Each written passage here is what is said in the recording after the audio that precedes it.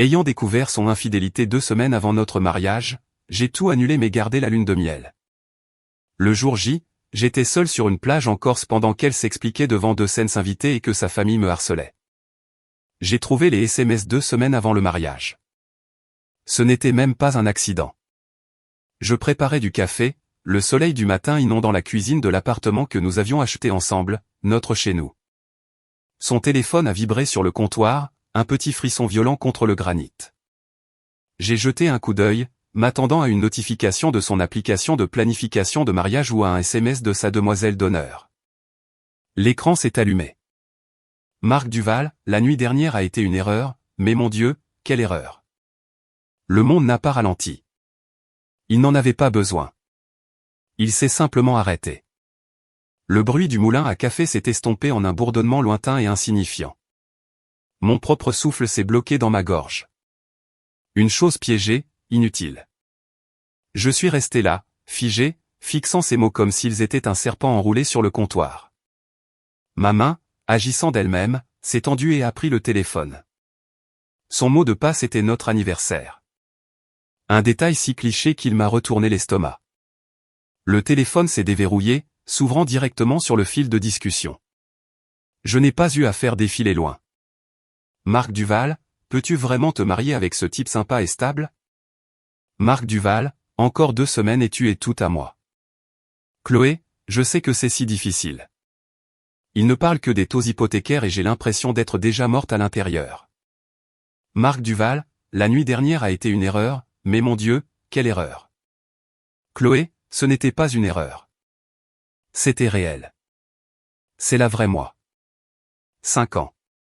5 ans de Noël, de lui tenir les cheveux quand elle avait la grippe, de planifier un avenir qui s'étirait comme une route ensoleillée. J'avais économisé pendant 2 ans pour la bague, terrifié qu'elle refuse. Je pouvais encore sentir l'herbe humide du parc où je m'étais agenouillé. La façon dont ses mains avaient volé à sa bouche, ses yeux pétillants de vraies larmes sincères. Oui, 1000 fois oui, Alexandre. Ce souvenir, autrefois mon bien le plus précieux, s'est maintenant figé dans mon esprit, empoisonné par les mots à l'écran. La porte d'entrée s'est ouverte et fermée. Chérie, je suis rentré. Sa voix était une mélodie qui sonnait maintenant horriblement fausse. Tu ne croiras jamais l'affaire que j'ai faite sur ces mini-bouteilles de champagne pour les tables. Il les donnait pratiquement. Je n'ai pas bougé. Je ne pouvais pas. Je suis resté là, tenant son téléphone, la preuve me brûlant la main. Elle s'est affairée dans la cuisine, les bras chargés de sacs de course, le visage rougi de triomphe. Elle a déposé les sacs sur la table de la cuisine avec un bruissement et s'est approchée de moi, un sourire éclatant et expectant sur le visage. Qu'est-ce qui se passe? Tu as l'air d'avoir vu un fantôme. Lentement, j'ai tourné le téléphone vers elle. Le sourire n'a pas seulement disparu. Il a été effacé de son visage, remplacé par une immobilité vide et terrifiante. Ses yeux ont darté de l'écran à mon visage et vice-versa.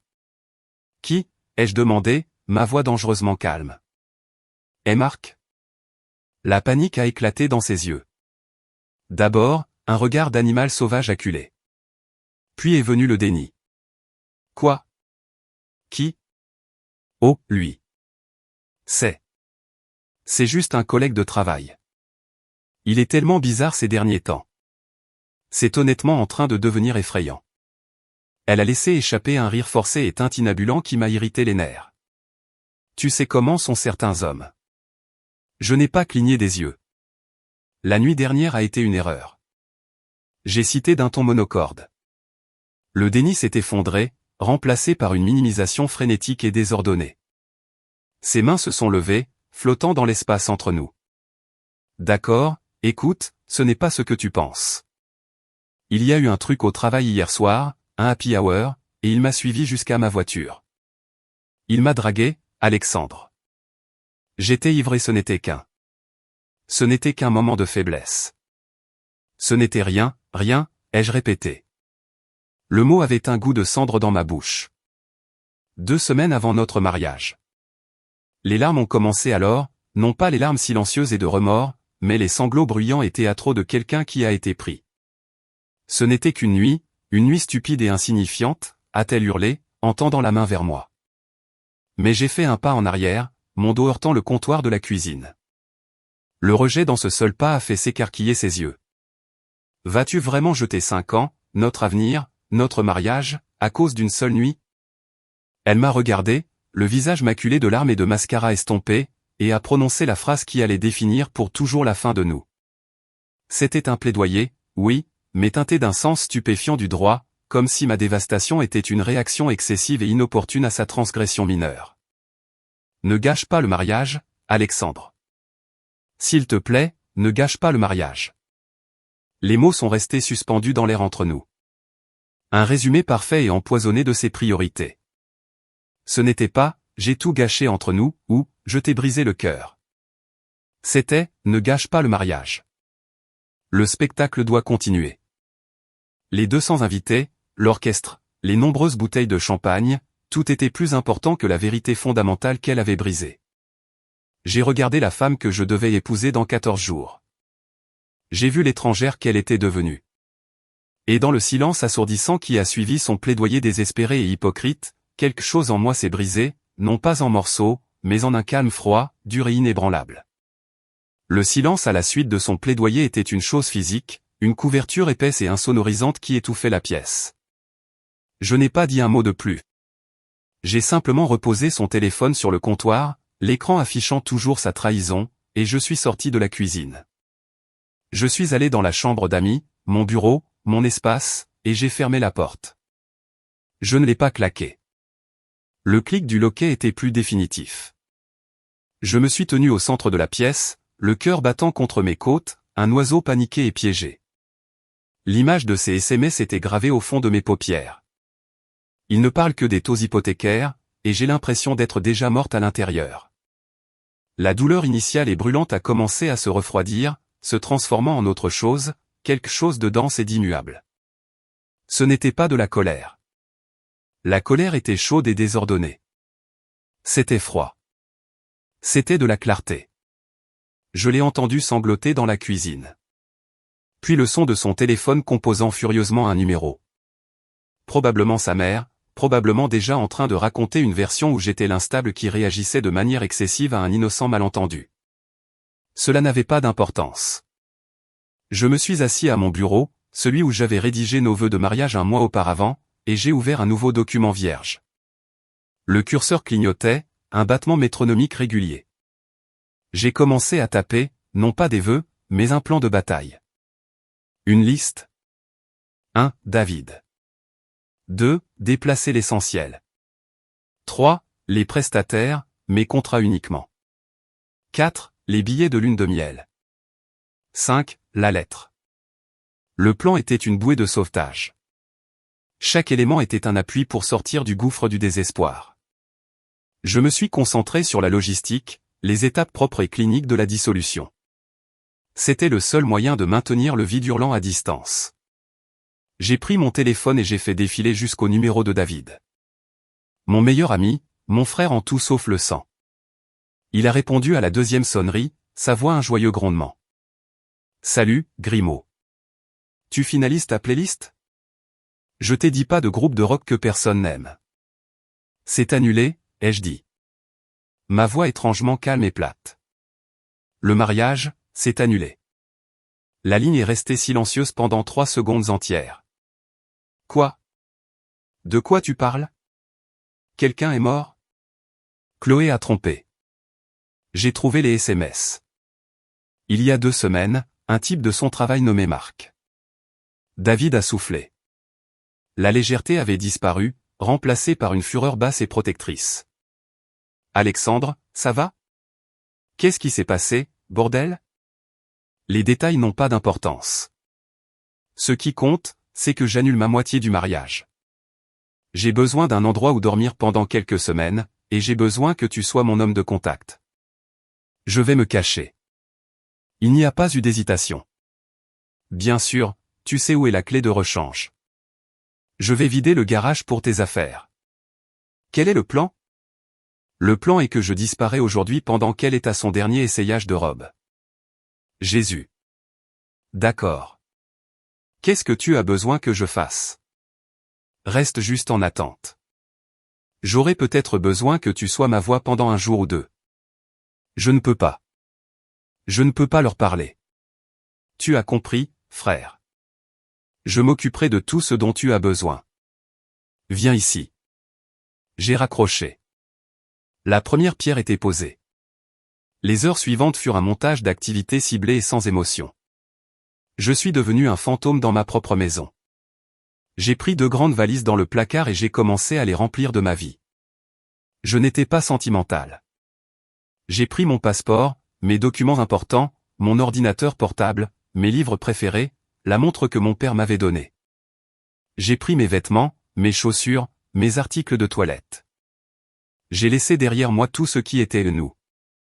Les photos encadrées, les souvenirs partagés, le vase moche que sa grand-mère nous avait donné et qu'elle aimait. J'ai travaillé avec l'efficacité d'un expert en déminage. Chaque mouvement était précis, délibéré. J'ai chargé les valises et 3 cartons de mes biens les plus précieux dans ma voiture, la garant à un pâté de maison pour qu'elle ne la voie pas si elle rentrait tôt. Puis je me suis mis au travail au téléphone. J'étais un PDG rompant un partenariat toxique. J'ai commencé par le lieu de réception, le domaine des belles vues. J'étais le seul signataire du contrat, un détail sur lequel j'avais insisté parce que mon crédit était meilleur. Ici Alexandre Dubois, ai-je dit, ma voix ne trahissant aucune émotion. J'annule ma participation à l'événement prévu pour le 15. Vous devrez parler à Chloé Dubois pour tout arrangement ultérieur. Ma carte de crédit n'est plus autorisée pour aucune dépense liée à cet événement. Le coordinateur a bafouillé, Monsieur Dubois, mais le mariage est dans 2 semaines. Notre politique d'annulation, je comprends la politique. L'événement, en ce qui me concerne, est annulé. Veuillez adresser toutes les demandes ultérieures à Mademoiselle Dubois. J'ai raccroché. J'ai répété le processus avec l'orchestre des étoiles, et la société gérant le bar ouvert. Mon nom, ma signature, ma responsabilité. J'ai rompu proprement. À chaque appel, un poids se levait. Je reprenais le contrôle morceau par morceau. Enfin, j'ai appelé la compagnie aérienne. Je voudrais confirmer les billets pour le vol vers la Corse le 16. Oui, Monsieur Dubois. 2 billets première classe, non remboursables. Un seul, ai-je dit. Un sourire sombre et déterminé effleurant mes lèvres pour la première fois. Veuillez modifier la réservation pour un seul passager.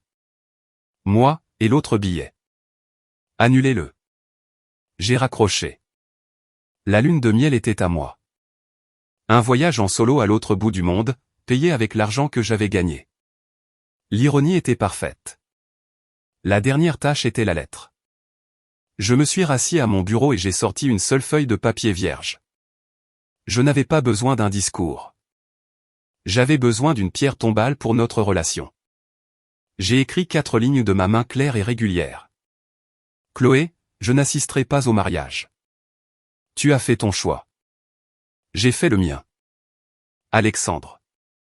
Je ne l'ai pas signé, amoureusement. Je ne lui ai pas souhaité bonne chance. J'ai énoncé des faits. C'était la communication la plus honnête que nous ayons eue depuis des mois. J'ai posé la lettre contre la machine à café, la première chose qu'elle verrait le matin. J'ai fait un dernier tour de l'appartement. Un général inspectant le champ de bataille qu'il abandonnait. Il semblait déjà vide. Une scène après la fin de la pièce.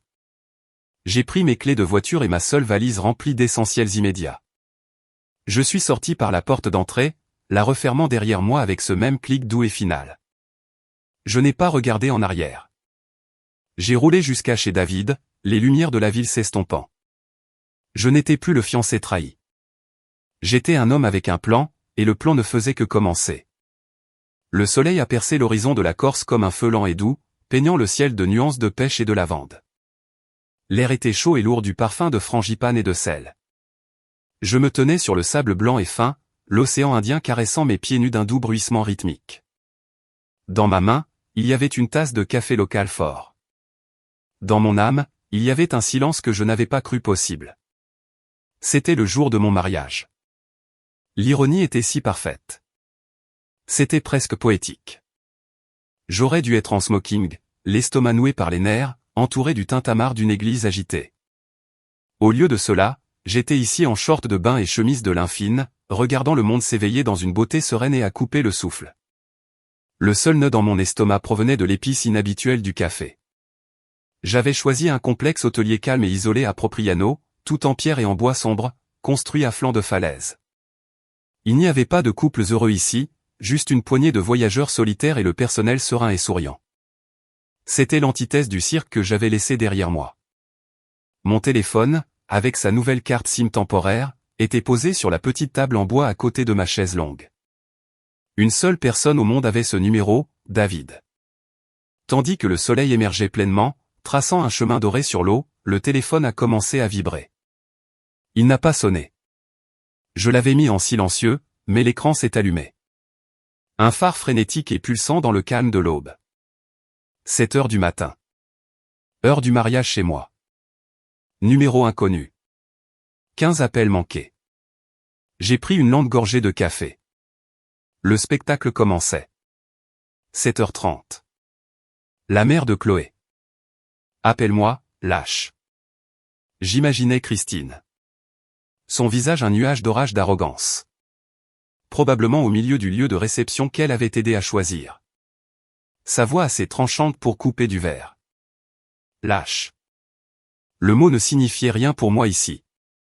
8 heures. Le père de Chloé.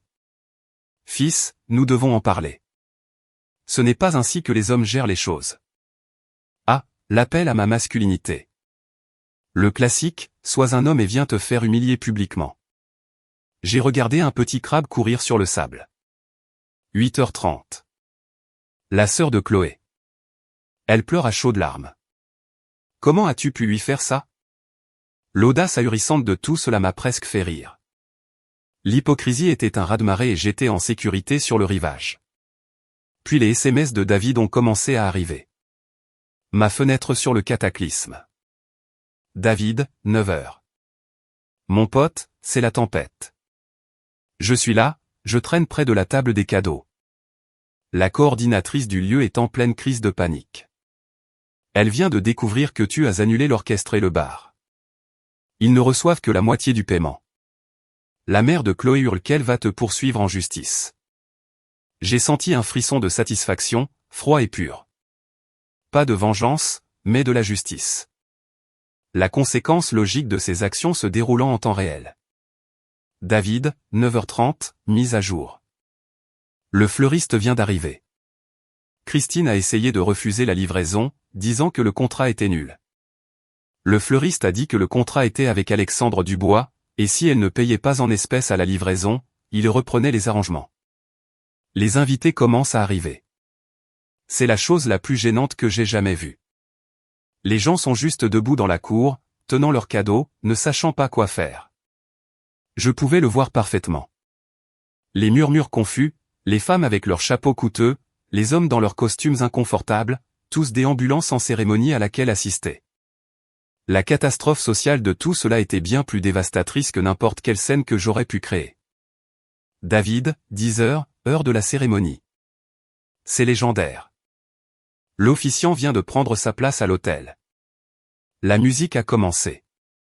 Tout le monde s'est assis et puis rien. Pas de marié. La musique s'est arrêtée. Après 5 minutes de murmures confus, la porte de la suite nuptiale s'ouvre. Une longue pause. Je me suis penché en avant. Mon café oublié. David. 10h05. Elle sort. Pas au bras de son père. Seule. Elle est dans sa robe de mariée complète. Cheveux et maquillage parfaits, mais son visage est une masse rouge et gonflée. Elle marche vers l'avant où l'officiant a l'air pâle comme un fantôme. Elle prend le microphone. Mon cœur était calme. Ma respiration était régulière. David, 10h07. Elle vient de dire que le mariage est annulé. Alexandre n'a pas pu s'y résoudre. Sa voix était toute tremblante. Quelqu'un à l'arrière. Je crois que c'était mon cousin Étienne qui a crié « Pourquoi ?» Tout le monde l'a entendu. Elle s'est effondrée. En pleurs, sanglotant dans son bouquet. C'est une catastrophe. Je pars avant que sa mère ne me voie. Mon travail ici est terminé. J'ai posé le téléphone. L'image était complète. Le mariage parfait et magnifique, l'événement qu'elle valorisait plus que notre relation, s'était transformé en un spectacle public d'humiliation. Elle avait raconté sa version, je n'ai pas pu m'y résoudre. Un dernier mensonge lâche pour éviter d'admettre sa propre culpabilité. Mais tout le monde dans cette pièce savait que la vérité a une façon de s'infiltrer par les fissures. Une étrange curiosité morbide m'a envahi. J'avais besoin de l'entendre. J'avais besoin d'entendre le son de l'épave. Je suis allé dans les paramètres de mon téléphone et, en quelques clics, j'ai débloqué le numéro de Chloé. Cela a pris moins de 60 secondes. Le téléphone s'est allumé, son nom clignotant à l'écran comme un spectre d'une vie passée. Je l'ai laissé sonner 3 fois, regardant les vagues déferler avant d'accepter l'appel et de porter le téléphone à mon oreille. Je n'ai rien dit. Alexandre, sa voix était un sanglot rauque et hystérique, déchiré par l'hyperventilation. Oh mon Dieu, Alexandre, s'il te plaît. Où es-tu? Tu dois venir. Tout le monde est là. Ma famille, mes amis. Tu m'humilies. Je suis resté silencieux, laissant le son des vagues de Corse, un doux fracas rythmique, filtrer à travers la ligne. S'il te plaît, a-t-elle crié, la voix brisée. Je suis désolé. Je suis tellement désolé. C'était une erreur. Je ferai n'importe quoi. Viens juste m'épouser. Nous pourrons arranger ça plus tard. S'il te plaît, ne me fais pas ça aujourd'hui. C'était ça. La révélation finale est stupéfiante de son caractère. Viens juste m'épouser. Nous pourrons arranger ça plus tard. Elle essayait toujours de gérer la crise, de traverser la performance, prête à nous enchaîner tous les deux à un mensonge pour les apparences. J'ai finalement parlé, ma voix calme et posée, un contraste frappant avec son chaos. Je ne gâche pas le mariage, Chloé. Tu as fait ça il y a 2 semaines. Je ne fais qu'assister à l'épave. Il y eut une forte inspiration suivie d'un son guttural de pure fureur. Le masque était maintenant complètement tombé. Espèce de salaud égoïste, a-t-elle hurlé. As-tu la moindre idée de ce que tu me fais?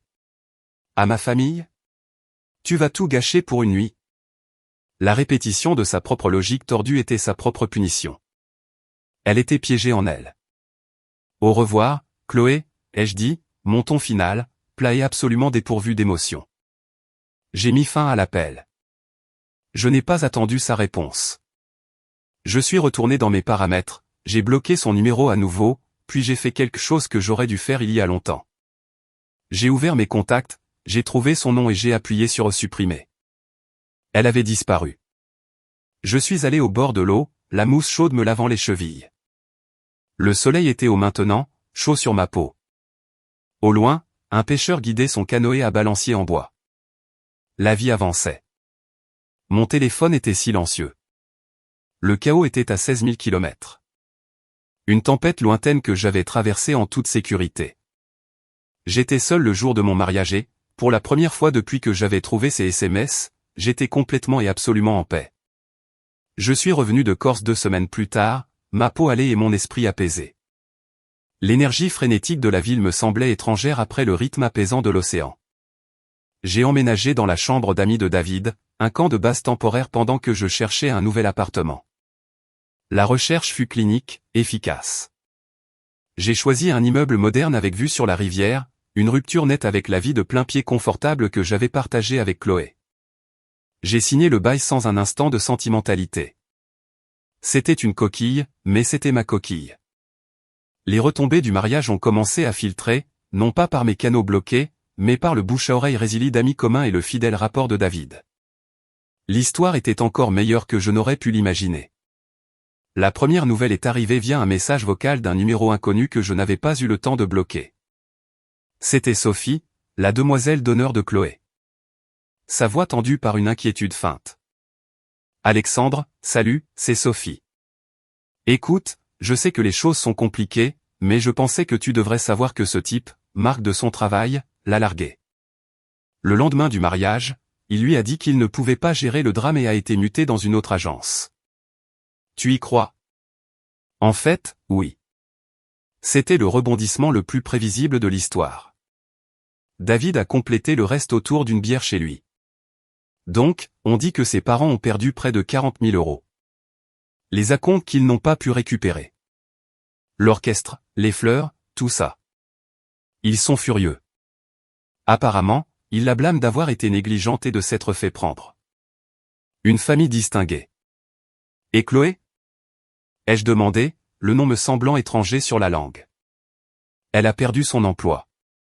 Non pas virée, mais encouragée à démissionner. Tout le scandale était trop salissant et Marc était apparemment son superviseur.